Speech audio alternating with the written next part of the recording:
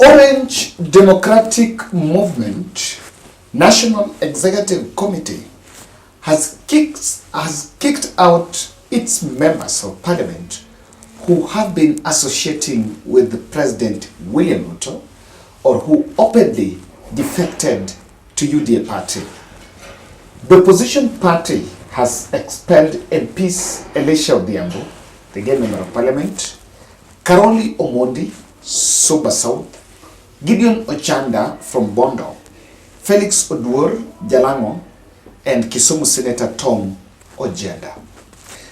John Badi, who is the ODM chairman, revealed that MPs had openly associated and supported the activities of the rival party, and others, Mark Nyamita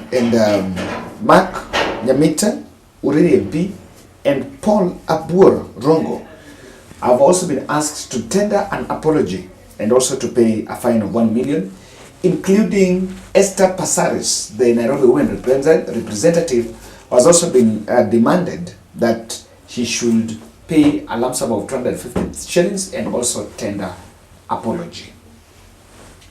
That move has come, and according to the ODM party, after these members defected to UDA, I think they defected and they've been attending William Ruto's UDA party activities. After openly defecting to the UDA party, they were asked to appear before a disciplinary committee so that they would maybe defend themselves and give a position whether they had defected. Only Mark Nyamita and Paul Oduor heeded the calls and attended the disciplinary committee meetings or sessions, appeared before the disciplinary committee.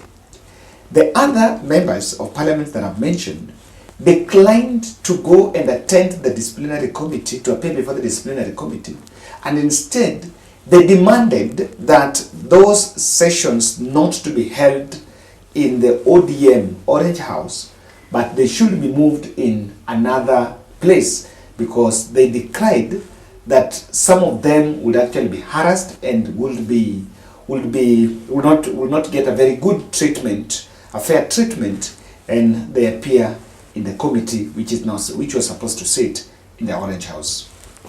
Ladies and gentlemen, the other question that has also been lightly spoken about is the fact that if currently is being moved, if currently those who are associating with William Ruto, the members of parliament, are getting ejected, but recently Raila Odinga has attended public events appearing with William Ruto in his capacity as the opposition leader, where do you cut the line in terms of law on someone's association?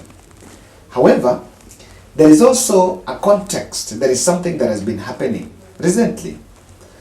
There are a number of leaders and ODM allied leaders like Kakamega Governor Baraza, who closed trunks with Malala, and there was a high likelihood that they said that the governor could be plotting a move back to Kenya Kwanza, or moving to UDA. The same with Simba Arati. But of course, that debate has already been there, and Raila came out and defended the governor, saying that the governors are free and there is a legal framework, cooperation, and how the county government, which is the first level of the government, is supposed to work with the second level. The second level, which is county, is supposed to work with the national government. So that question have been there. This move is has already sparked a debate online, with the Kenyans asking what about it. While rendering the verdict, there are also a number of MPs. Now the ODM party also reiterated that despite of that, they are committed to bipartisan talks and will ensure that they fully participate in it. Some of these MPs also defied the party position in the voting of around the finance bill. apart from openly associating themselves with William Ruto. It has come at a very wrong time for these fellows, and I think already been set for slaughter. Recently, Stephen Kalonzo Musyoka mentioned that, of course, talking about eligibility, whether they had, of course, they had given nod legitimacy of William Ruto.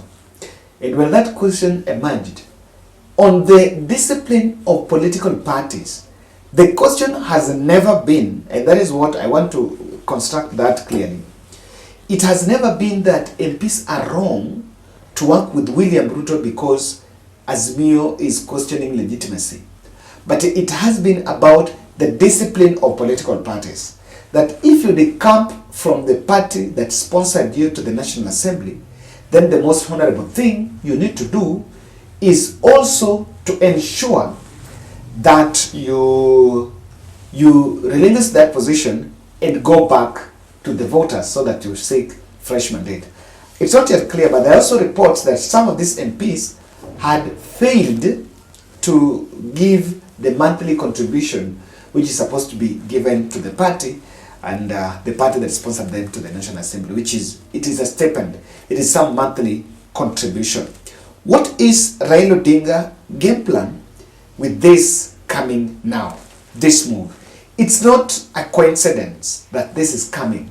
You know, this is coming at the end of the climate summit. And I think in the political radar, they knew very well that the country was talking about the climate summit. And I had seen UD bloggers running a lot of flowery stories about William Ruto's work and diligence in putting their acts together in organizing the climate summit, which, of course, Mgala Mwe Hakimpe, that was our first service, that was our first summit, and of course it was a big success in terms of preparation. Everything went on well. So the ODM party has pulled this trigger now intentionally to achieve political objectives. I want us to look at it because that's what I want us to look at, and that is what I'm saying. For these members, it has come at the wrong time. By the way, let me say, even if I have seen, even after the moving, Raila Odinga has met Jalan'go. Jalan'go has always gone with Raila, Pasari. Some of these MPs have always tried to move around Raila. Of course, they will try to access Raila later. But even if you'll be forgiven, I can tell you, the ODM party has a culture of punishing those who are deemed as betrayers. Now that aside,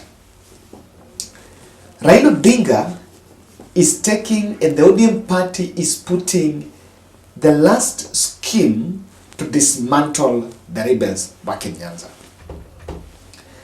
The reason I'm saying this is it's going to be a counter. I'm waiting for, or not even I'm waiting, the rebel MPs from Nyanza do not have a tangible counter narrative. What am I saying?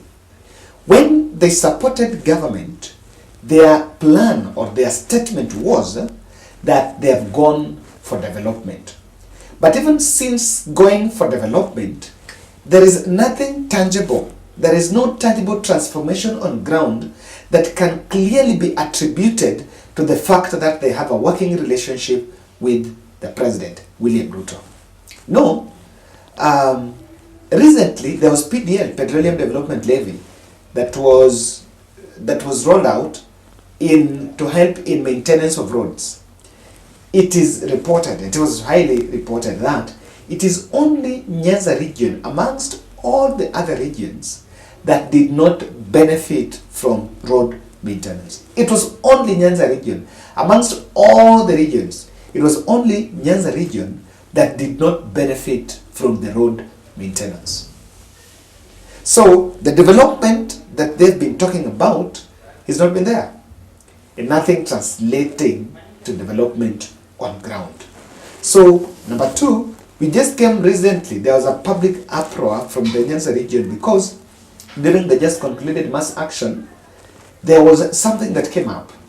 And what came up was that most of those areas where Raila Odinga enjoyed massive support, there was police brutality.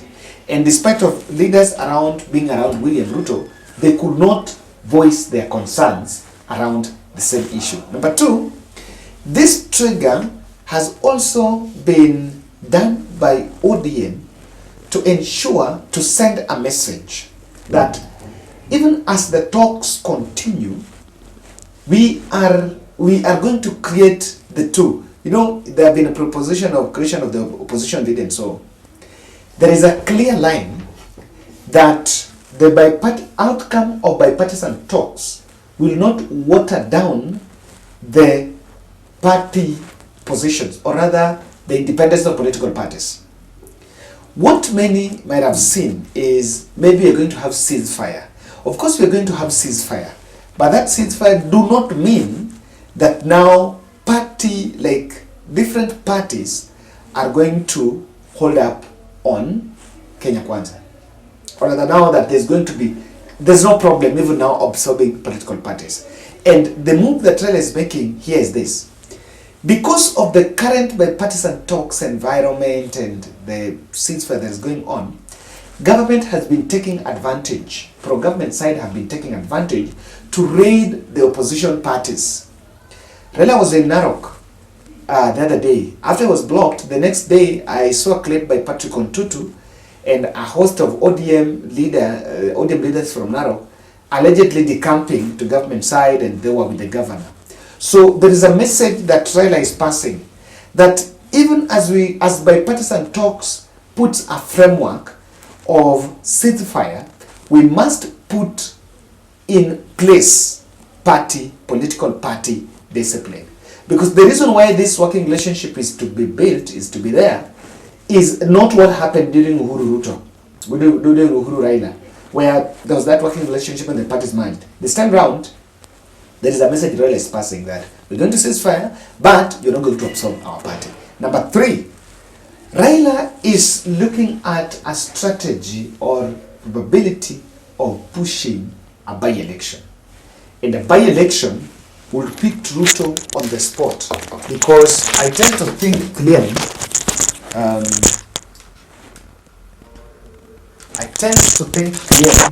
that William Ruto will not entertain and do not want a by-election now.